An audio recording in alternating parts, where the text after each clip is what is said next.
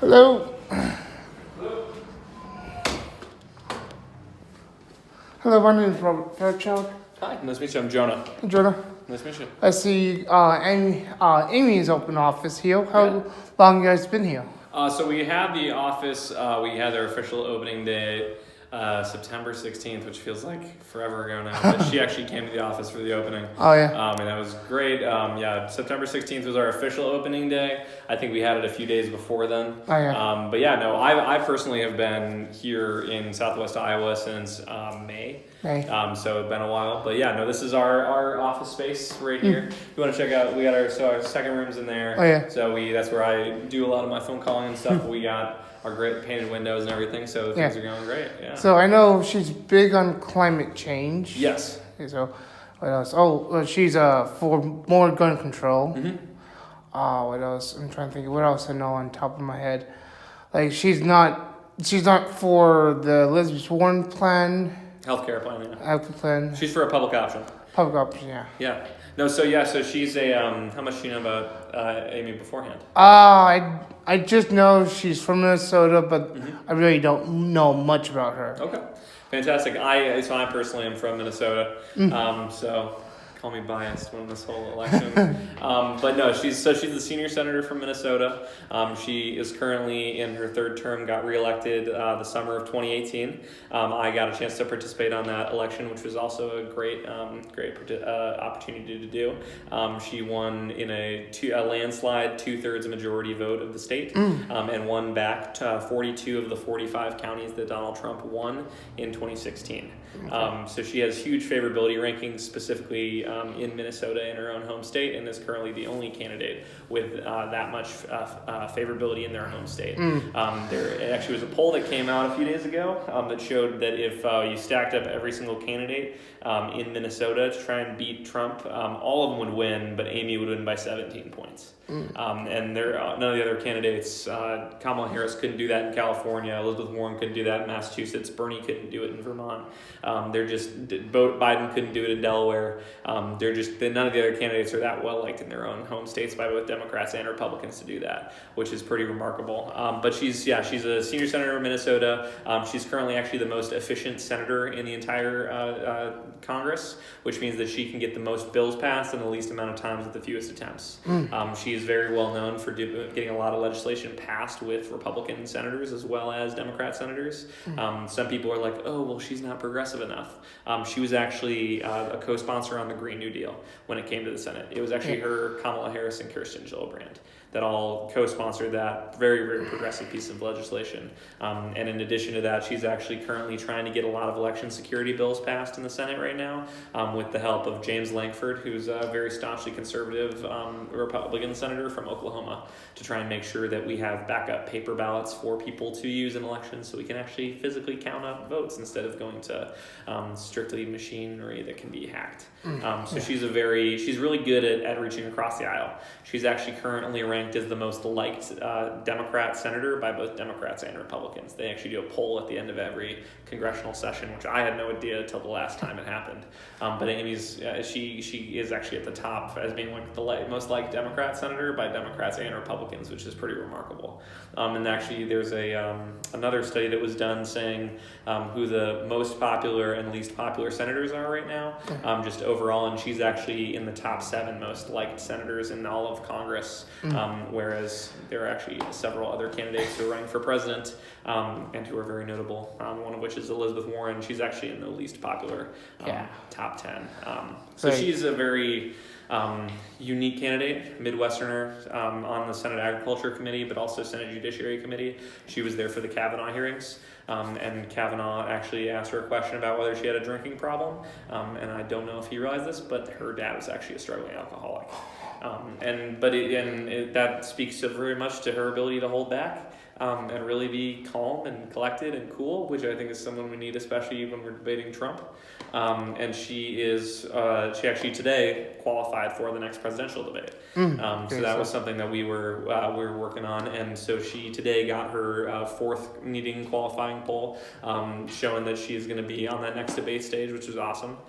We actually just did a huge swing through central and eastern Iowa, and we're looking to see if we can do another swing through western Iowa. Oh, yeah. Because she pops in and out of this area. She came for our office opening, but that was about a month ago. And it was great. It was great when she was here. Her husband was here 2 weeks ago doing some door knocking with us. John Bessler, he's a really smart guy, law professor, like just remarkable how smart he is. Yeah.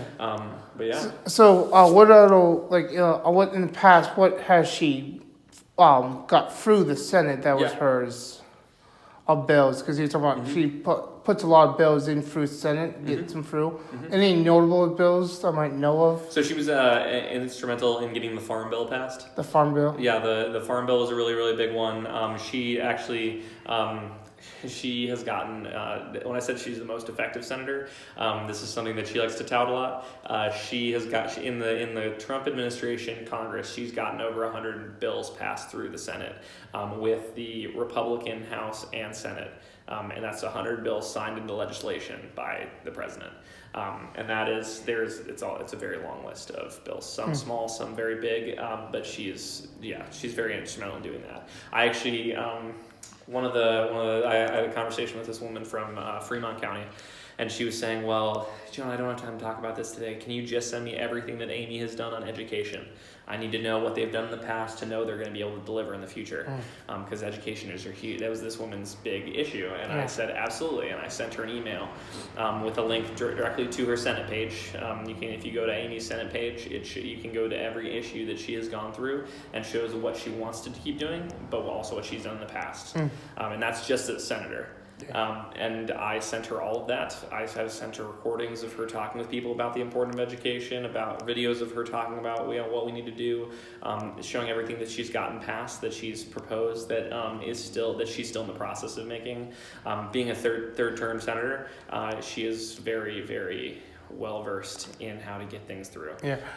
So back in the 1970s, the U.S. government went from like the states running the education to the federal government, and ever since the federal government has taken control, our education has gone down. Yeah. So, what's her plan to fix education when government is the problem? What's reforms she's thinking about doing? Yeah, so she is very. So first of all, she's very, very well invested in public schools. Minnesota has one of the highest performing public school system in the country, and so she has a lot of education advisors who worked on the Minnesota public school design. And so she, first of all, she wants to make sure that there is more of, she wants to incentivize the modernization of curriculum to make sure that students are well versed in not only in the curriculum they're being taught, but also in how to participate in everyday activities. We want to make sure that students can leave high school not feeling like they're lost. But knowing that they know how to go in and apply for a bank loan, knowing that they can know how to go into a hospital and fill out their medical forms, knowing that how they can do taxes. She actually wants to put forth and this is part of her presidency, she wants to put forward a bill that would incentivize, if states modernize their curriculum, then they would get more federal funding for their state to put into their school system. And so that's a dual, that's an incentive program that goes both federal and state. She also, for her plan for education, there have been a lot of presidents talking about, let's make all 4-year degrees free. Amy wants to start first by making sure that we get 1- and 2-year colleges, trade schools, community colleges. We want to make sure that those end up becoming free first.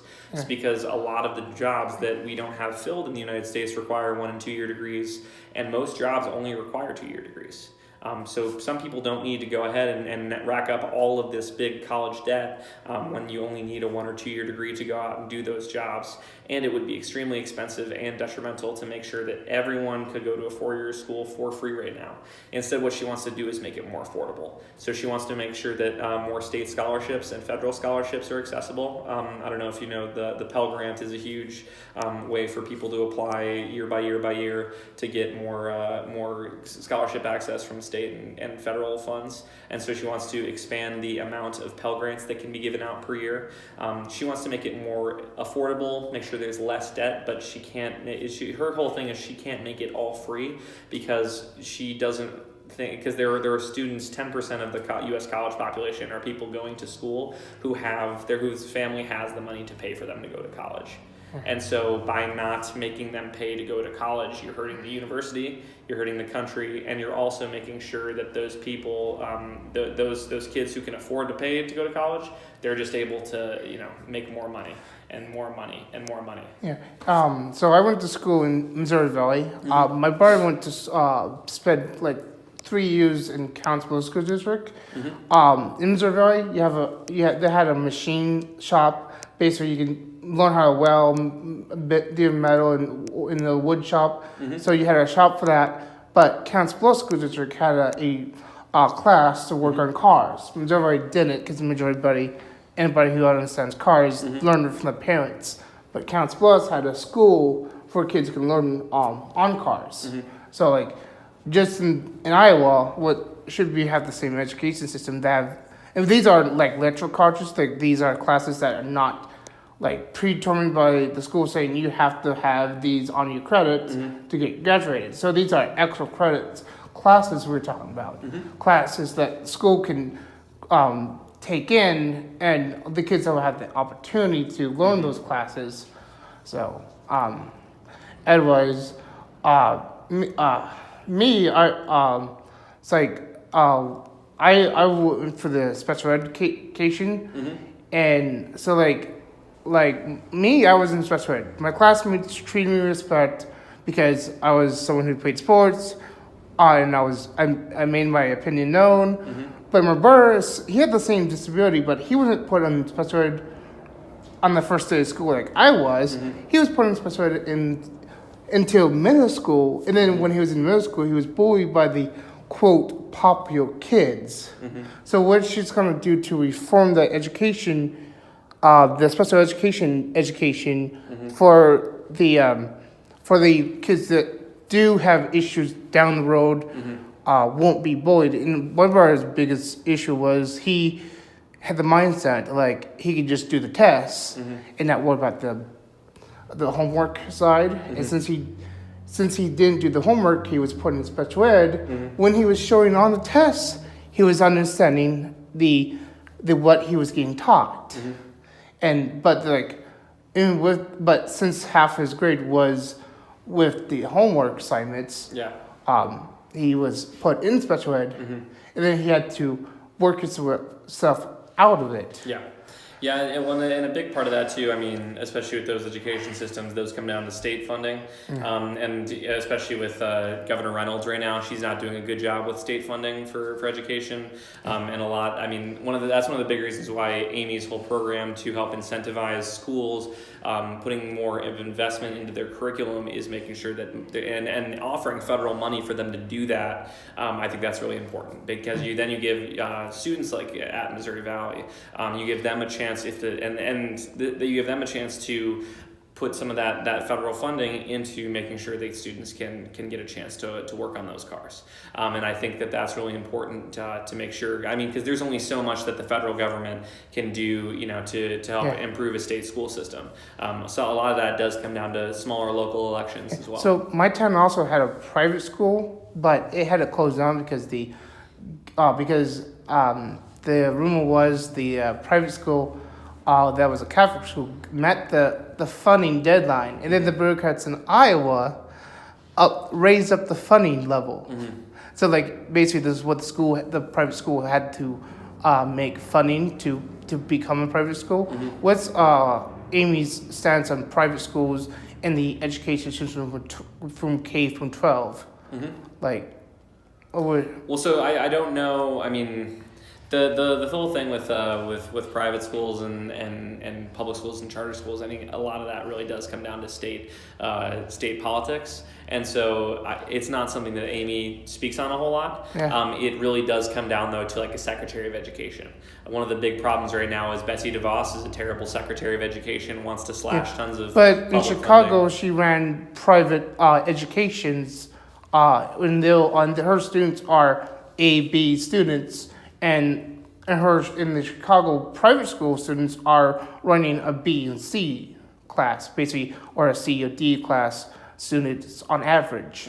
So her average, or her students were better than the public schools. Are you talking about Betsy DeVos? Betsy DeVos. Her private schools were actually, on average, her class were better. But the whole issue with Betsy DeVos is that what she wants to do is she doesn't want to make it public so that people can actually have an ability to have access to those education. Yeah. So the thing is, if you can't afford to pay for it, you essentially don't get education. And so that's the whole reason why Betsy DeVos essentially wants to wipe out the entire public school system, so that even people who might be those BC students who are in the public school system don't have access to school at all. They wouldn't be BC students. They would be F students. They would be DF students. Yeah. And the whole thing with Chicago public schools, especially, you lived in Chicago for 4 years. The whole thing with Chicago is that Chicago public schools and Chicago private schools. First of all, Chicago private schools are insanely expensive, and unless you make tons of money, you're not going to be able to go to Chicago private schools at all. Chicago public schools, unless they're suburban public schools, they don't get any funding right now. Right now, all the teachers are on strike because the state and the city have not been giving any money to the school for them to make sure that class sizes can be smaller, so that students have the ability to learn more and take more in because they get more one-on-one face time. Yeah. Classes are too big. There are no nurses. There are no librarians to take care of them. The teachers currently are not getting compensated well. The Chicago public school system is a mess because of both the city and the state.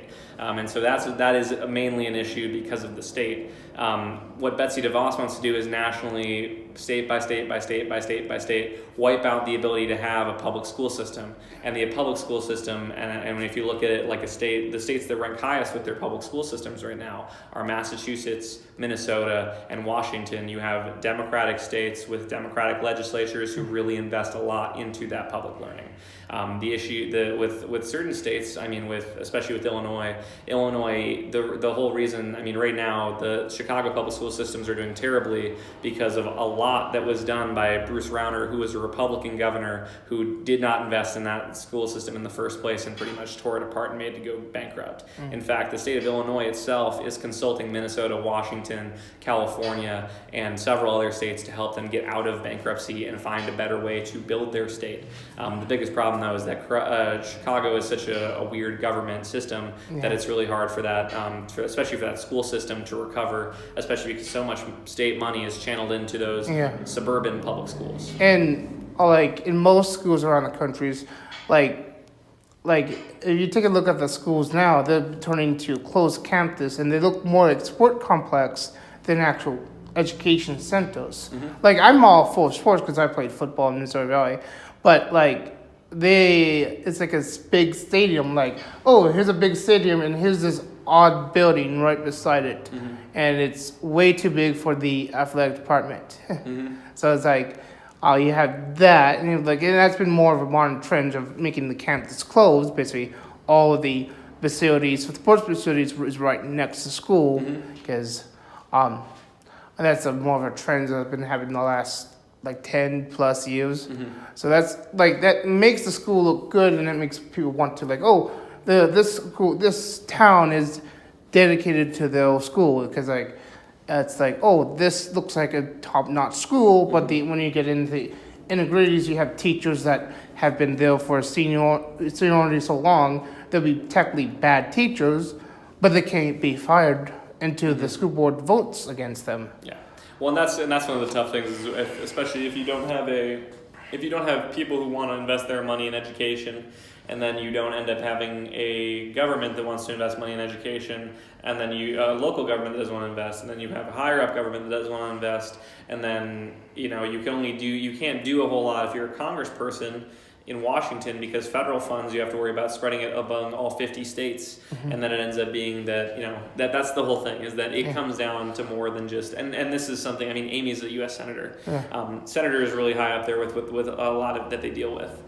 It takes a lot of money, and this is where the whole question, and especially with the presidency, this is the whole question. People are like, is my taxes going to go up? Well, if their taxes, and then people ask this for education, they ask this for healthcare, are my taxes going to go up? Well, if they do, healthcare is the one that's going to be most directly affected in order to invest more money into it. Education, you really want to focus on a state level. The states with the best education system right now are ones that are willing to invest good solid amounts of money, mostly Democratic states, into their education system, and it starts because they have democratic local governments, democratic mid-level governments, democratic state governments.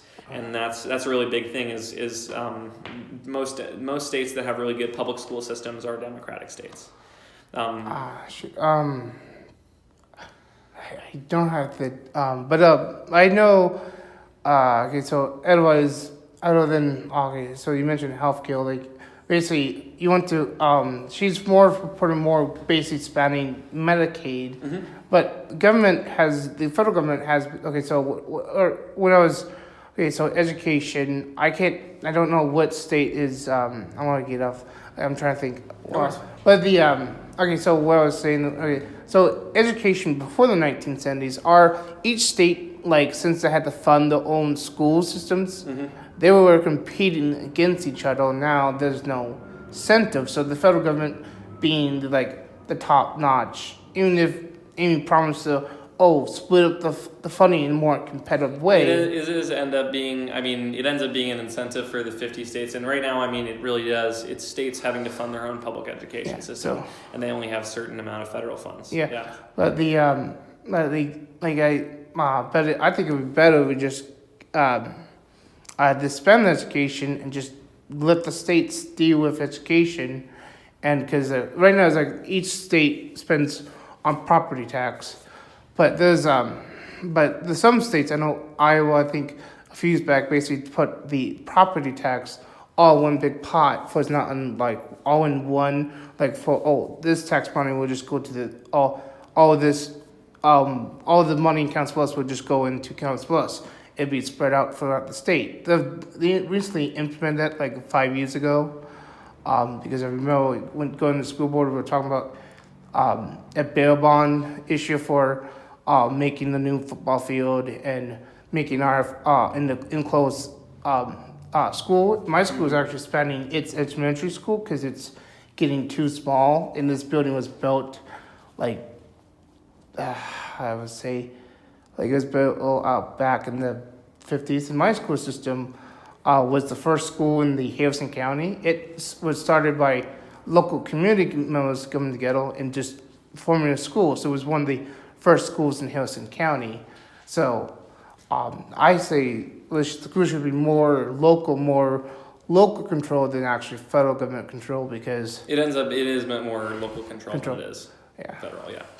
Yeah, it really does. Especially for a lot of really important issues like that, it does end up coming down to being more state controlled, and that's the big thing. When Amy, and this is one of the reasons why when we look at candidates like Sanders or Warren, who want to make sure that there is a fully free 4-year degree thing for all state universities, that's not in the cards for every state. Yeah, and that's the big thing, is that is not something that's affordable for all 50 states to make happen. And that's the big thing with Amy's healthcare plan. You want there are certain again, Bernie and Warren, their big thing is they want to make sure that there is a huge public free healthcare system, but they want to make it happen in 4 years. That's what the bill says that Bernie wrote down, is that it says in 4 years there will be, after that, private healthcare won't be able to help you. You're going to be cut off. And that's when the federal healthcare system is supposed to take over. What Amy wants to do, just like you said, is she wants to help further expand Medicaid, make sure that more people have access to it, and allow for there to be a public option.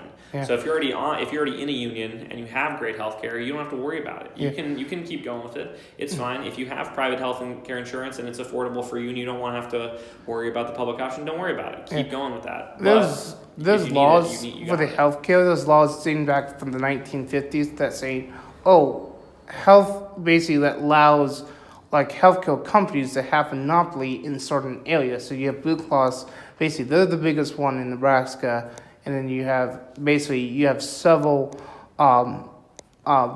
insurance companies basically have a monopoly in the healthcare system in that state, because the way the federal government's put down laws in the 1950s saying, here's barriers, and you want to be a new company to go into a different state, you have to make a network of doctors who are willing to accept your insurance. So if I had a Blue Cross insurance, if I went to Oregon, doctors say, I can't help you because you're out of state. Then I'm stuck in Oregon with a sick kid or me being sick. And that's one of the good things about that public option is if you do, and that's one of the benefits is if you have that public option, if you opt into it, and that they will be a certain amount of doctors all around the country that are all working on that public option. The whole thing with Bernie and Elizabeth's plan is they want to make the entire healthcare industry government, and they expect, and there aren't going to be enough jobs for everybody in that healthcare system, and they are assuming that there are going to be a ton of those workers that are willing to retrain after they've been doing some of that work for 20 years, after they've been doing some of that work for 30 years, they've been happy doing it, they know how to do it, it's comfortable, and that's just not realistic. So I would like to see free market forms in the healthcare for that way the companies that have these monopolies can be more flexible. Like, oh, you're a Wrexham resident. Oh, you're going to be going to college to Oregon University to play football? Okay, we have you covered. Well, and that's going to be another big thing to consider too, especially for candidates that aren't Amy or who aren't for a public option. Is one of the big things they want to do, and that's another thing is, when you're saying, oh yeah, you want those healthcare industries to be flexible. Those healthcare industries, when they realize that they're being bought by the federal government or being shut down by the federal government, they're not going to be happy. And they're going to put money into another candidate who can beat the candidate running for government healthcare system, and there's going to be a huge backlash. And I think that's a big thing. I mean, if we want someone to win, one of these candidates to win, then you need to do it. You don't want backlash, and you want to make sure you can build a strong long-term foundation for the future, as opposed to trying to whip things around as quick as possible and seeing what happens and just hoping for the best outcome. Yeah. So, well, I mean, this is some more information on Amy. Obviously, where do you live now? I live in Council Bluffs. Okay, are you going to be planning to caucus? I'm planning to caucus, but I'm actually considering. I'm actually going to be caucusing for Tulsi Gabbard. Okay. Anyways. Well, there's definitely a possibility that Tulsi Gabbard won't be in the caucuses. No, I know she's going to be.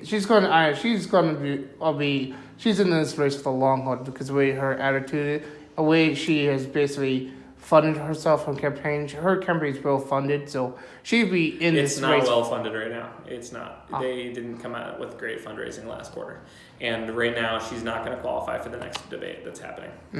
But I think she'd be actually best for the party leadership because she is libertarian on the foreign policy and she's for criminal justice reform, and it would actually bring the party would be in a better direction because the last leadership, Hillary Clinton and her cronies, have left the DNC a mess and nobody knows who's in control. And everybody's pushing each other out of the party.